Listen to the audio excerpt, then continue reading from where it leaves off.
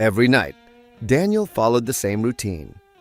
A warm shower, a cup of tea, lights off by 10. He did everything right. At least, that's what he believed.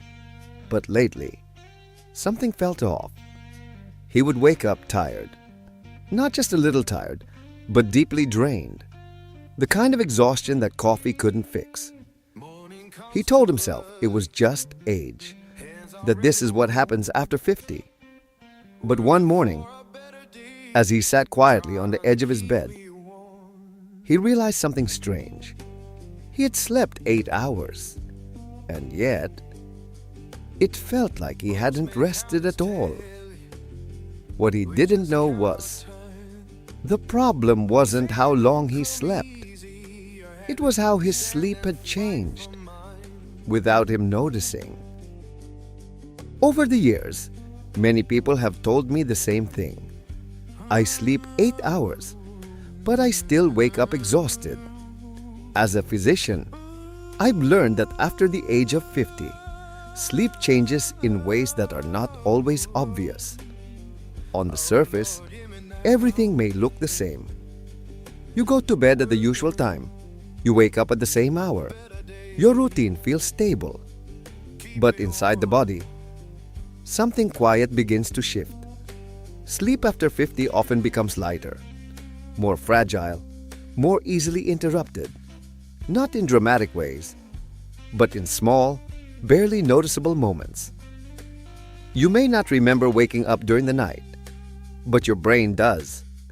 Tiny awakenings can happen again and again, sometimes caused by slight movement, changes in temperature, or even subtle noise. These interruptions may last only seconds. Your body drifts back to sleep so quickly that you don't recall them in the morning. Yet, those moments matter. I've seen many individuals who believe they slept well simply because they stayed in bed for 8 hours. But when we look closely, their nights often include brief periods of restlessness, turning in bed, adjusting blankets, or waking just enough to shift position before drifting back into lighter sleep. These are the kinds of scenes many of us recognize. A dim bedroom, a quiet clock ticking in the background, a person turning slightly under the covers. Not fully awake, but not deeply asleep either. The problem is not always the number of hours. It is the depth of sleep. Deep sleep is when the body repairs tissues, restores energy, and allows the brain to reset. And with age, that deep stage naturally becomes shorter. Not dramatically, just enough to be felt. So in the morning, you wake up and something feels incomplete. Not terrible, just slightly off. Like your body rested, but never fully recovered. And over time, that incomplete rest begins to shape how you feel each day. Daniel didn't notice the change right away. There was no sudden collapse, no dramatic moment that forced him to stop and think. Instead, the signs appeared slowly, small enough to ignore at first. He began misplacing simple things. Keys left on the counter, glasses resting in unexpected places. At times, he would walk into a room and pause, unsure why he had entered. At first, he laughed it off. Just getting older, he would say. And that's what many people believe when small memory lapses begin. They assume it is simply part of aging, something unavoidable. But as weeks passed, those moments became more frequent. One afternoon, he found himself sitting quietly in his car long after arriving home. The engine was off. His hands rested gently on the steering wheel. He wasn't physically tired, but he didn't feel fully alert either. Just somewhere in between. That moment stayed with him because it didn't feel normal. That evening, for the first time, he paid attention not to how long he slept, but to how he felt when he woke up. And what he noticed was subtle, He wasn't waking refreshed. He was waking relieved. Relieved that the night had ended. Relieved that he could get up and start moving again. His sleep no longer felt peaceful.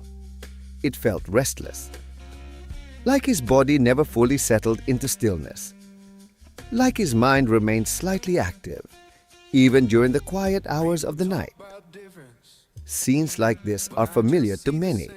Lying in bed, shifting positions, briefly opening your eyes, glancing at the clock before closing them again.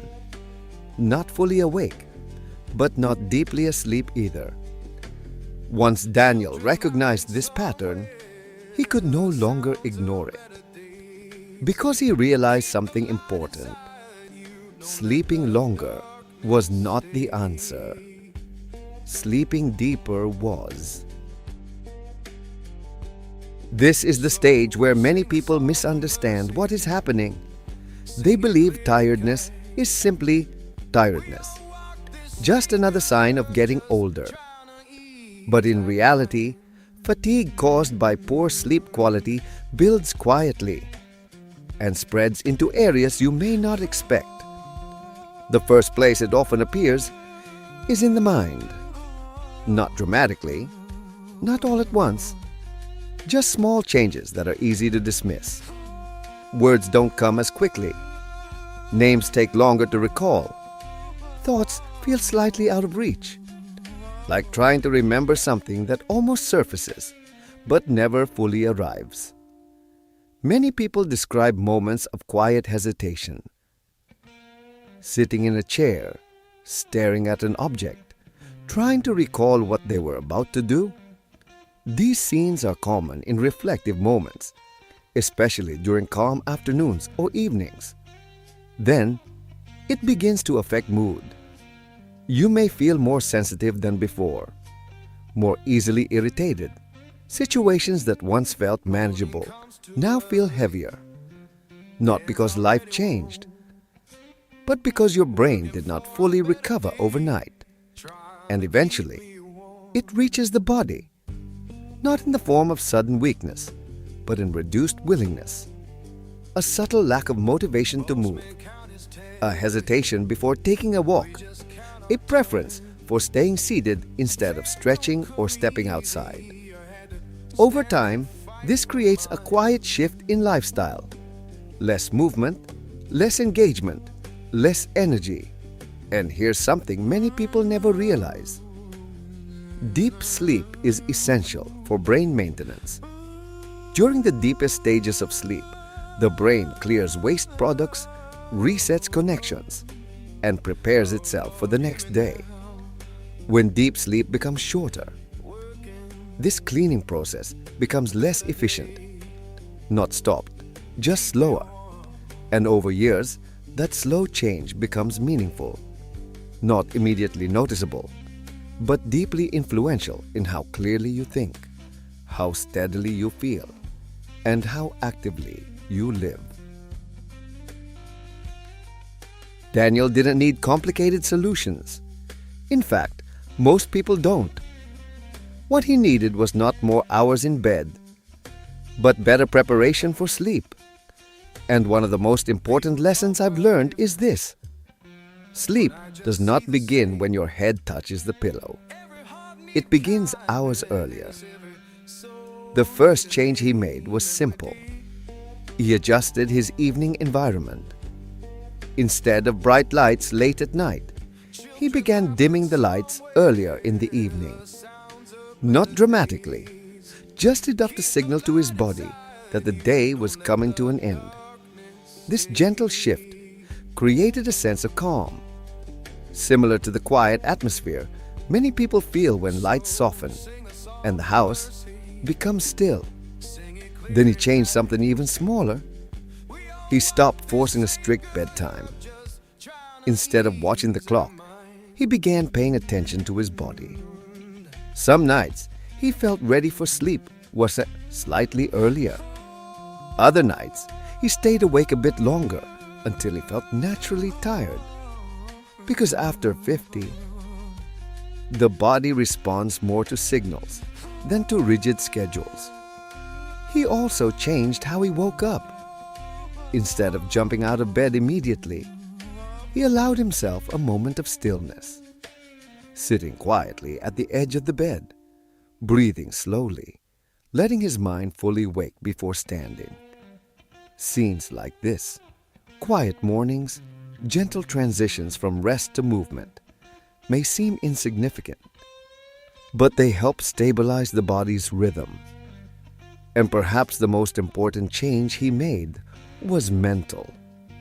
He stopped worrying about sleep, stopped forcing it, stopped checking the clock throughout the night. Because sleep after 50 is not something you control with effort. It is something you support through calm routines and consistent signals. A few weeks later, Daniel noticed something subtle. One morning, he woke up, and instead of sitting on the edge of the bed feeling heavy, he stood up naturally, without hesitation, without that familiar sense of resistance. It wasn't dramatic, but it felt right, like something inside his body had quietly realigned. His energy wasn't overwhelming.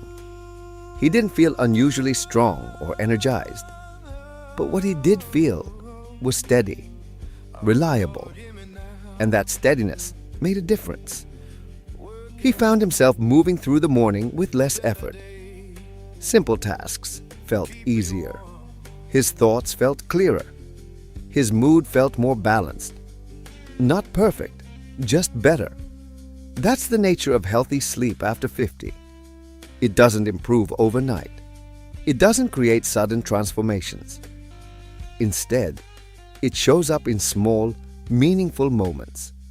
Waking with slightly more clarity, feeling slightly more present, noticing that the day feels less heavy than before. These are quiet victories, and over time, they add up. Healthy aging is rarely about dramatic breakthroughs. It is built through consistency, small habits repeated daily, supporting the body without forcing it. So if you've been feeling tired lately, even after sleeping 8 hours, take a moment to notice how your body feels when you wake. Not just whether you slept, but how deeply you rested. Because sometimes the problem isn't the amount of sleep. It's how your sleep has quietly changed without you realizing it. And when you begin to understand that, you don't just sleep better.